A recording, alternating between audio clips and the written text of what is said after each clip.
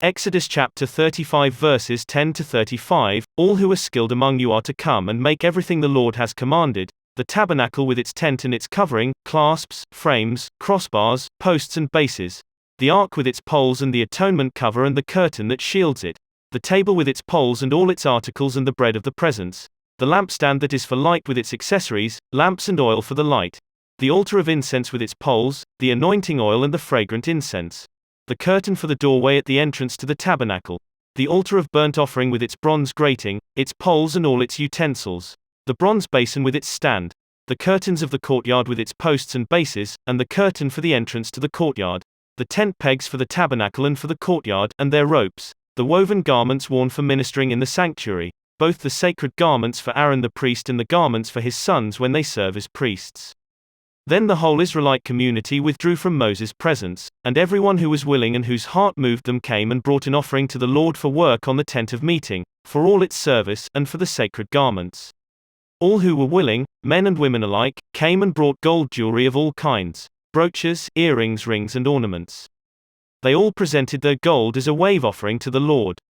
Everyone who had blue, purple or scarlet yarn or fine linen, or goat hair, ram skins dyed red or the other durable leather brought them. Those presenting an offering of silver or bronze brought it as an offering to the Lord, and everyone who had acacia wood for any part of the work brought it. Every skilled woman spun with her hands and brought what she had spun, blue, purple or scarlet yarn or fine linen. And all the women who were willing and had the skill spun the goat hair. The leaders brought onyx stones and other gems to be mounted on the ephod and breastpiece. They also brought spices and olive oil for the light and for the anointing oil and for the fragrant incense. All the Israelite men and women who were willing brought to the Lord freewill offerings for all the work the Lord through Moses had commanded him to do. Bezalel and Oholiab. Then Moses said to the Israelites, "See, the Lord has chosen Bezalel son of Uri, the son of Hur, of the tribe of Judah, and he has filled him with the Spirit of God, with wisdom, with understanding, with knowledge and with all kinds of skills, to make artistic designs for work in gold, silver and bronze, to cut and set stones, to work in wood and to engage in all kinds of artistic crafts. And he has given both him and Oholiab son of Ahisamach, of the tribe of Dan, the ability to teach others. He has filled them with skill to do all kinds of work as engravers, designers, embroiderers in blue, purple and scarlet yarn and fine linen, and weavers, all of them skilled workers and designers." Exodus chapter 36. So Bezalel, Oholiab and every skilled person to whom the Lord has given skill and ability to know how to carry out all the work of constructing the sanctuary are to do the work just as the Lord has commanded. Then Moses summoned Bezalel and Oholiab and every skilled person to whom the Lord had given ability and who was willing to come and do the work. They received from Moses all the offerings the Israelites had brought to carry out the work of constructing the sanctuary. And the people continued to bring freewill offerings morning after morning. So all the skilled workers who were doing all the work on the sanctuary left what they were doing and said to Moses, "The people are bringing more than enough for doing the work the Lord commanded to be done." Then Moses gave an order and they sent this word throughout the camp: "No man or woman is to make anything else as an offering for the sanctuary." And so the people were restrained from bringing more, because what they already had was more than enough to do all the work.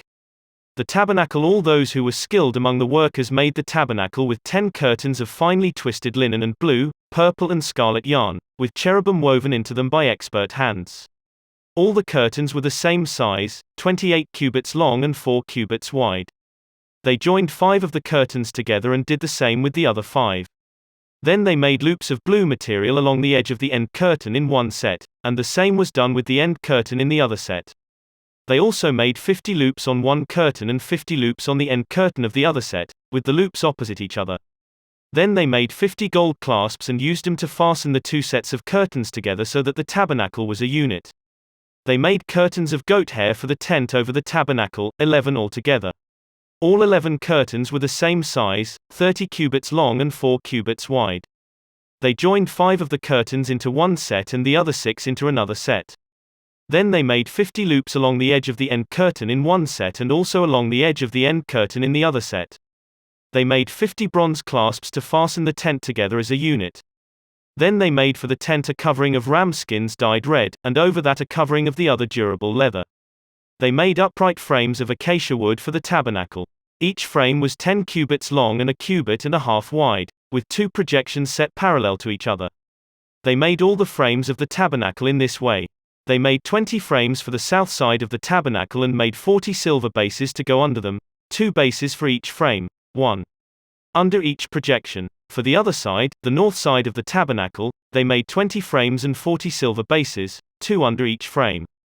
They made 6 frames for the far end, that is, the west end of the tabernacle, and 2 frames were made for the corners of the tabernacle at the far end. At these 2 corners the frames were double from the bottom all the way to the top and fitted into a single ring. Both were made alike. So there were 8 frames and 16 silver bases, 2 under each frame.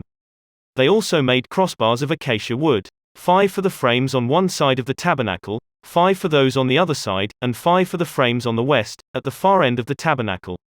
They made the center crossbar so that it extended from end to end at the middle of the frames. They overlaid the frames with gold and made gold rings to hold the crossbars. They also overlaid the crossbars with gold. They made the curtain of blue, purple and scarlet yarn and finely twisted linen, with cherubim woven into it by a skilled worker. They made 4 posts of acacia wood for it and overlaid them with gold. They made gold hooks for them and cast their 4 silver bases. For the entrance to the tent they made a curtain of blue, purple and scarlet yarn and finely twisted linen, the work of an embroiderer, and they made 5 posts with hooks for them.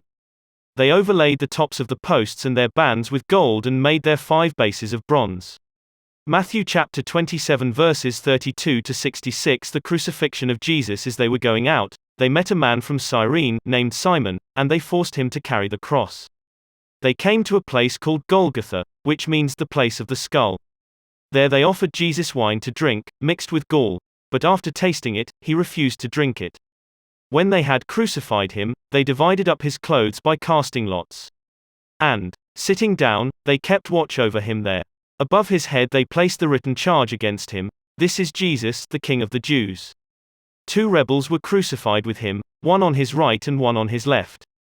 Those who passed by hurled insults at him, shaking their heads and saying, "You who are going to destroy the temple and build it in 3 days, save yourself, come down from the cross, if you are the Son of God." In the same way the chief priests, the teachers of the law and the elders mocked him. "He saved others," they said, "but he can't save himself. He's the King of Israel. Let him come down now from the cross, and we will believe in him. He trusts in God. Let God rescue him now if he wants him, for he said, 'I am the Son of God.'" In the same way the rebels who were crucified with him also heaped insults on him. The death of Jesus. From noon until 3 in the afternoon darkness came over all the land. About 3 in the afternoon Jesus cried out in a loud voice, "Eli, Eli, lema sabachthani," which means, my God, why have you forsaken me?" When some of those standing there heard this, they said, "He's calling Elijah." Immediately one of them ran and got a sponge. He filled it with wine vinegar, put it on a staff, and offered it to Jesus to drink. The rest said, "Now leave him alone. Let's see if Elijah comes to save him." And when Jesus had cried out again in a loud voice, he gave up his spirit. At that moment the curtain of the temple was torn in 2 from top to bottom. The earth shook, the rocks split and the tombs broke open. The bodies of many holy people who had died were raised to life. They came out of the tombs after Jesus' resurrection and went into the holy city and appeared to many people. When the centurion and those with him who were guarding Jesus saw the earthquake and all that had happened, they were terrified, and exclaimed, "Surely he was the Son of God." Many women were there, watching from a distance. They had followed Jesus from Galilee to care for his needs. Among them were Mary Magdalene, Mary the mother of James and Joseph, and the mother of Zebedee's sons. The burial of Jesus. As evening approached, there came a rich man from Arimathea, named Joseph, who had himself become a disciple of Jesus. Going to Pilate, he asked for Jesus' body, and Pilate ordered that it be given to him. Joseph took the body, wrapped it in a clean linen cloth, and placed it in his own new tomb that he had cut out of the rock. He rolled a big stone in front of the entrance to the tomb and went away. Mary Magdalene and the other Mary were sitting there opposite the tomb. The guard at the tomb the next day, the one after preparation day, the chief priests and the Pharisees went to Pilate. "Sir," they said, "we remember that while he was still alive that deceiver said, 'After 3 days I will rise again.' So give the order for the tomb to be made secure until the 3rd day. Otherwise, his disciples may come and steal the body and tell the people that he has been raised from the dead. This last deception will be worse than the first." "Take a guard," Pilate answered. "Go, make the tomb as secure as you know how." So they went and made the tomb secure by putting a seal on the stone and posting the guard. Psalm chapter 34 verses 1 to 10. I will extol the Lord at all times. His praise will always be on my lips. I will glory in the Lord. Let the afflicted hear and rejoice. Glorify the Lord with me. Let us exalt his name together. I sought the Lord, and he answered me. He delivered me from all my fears.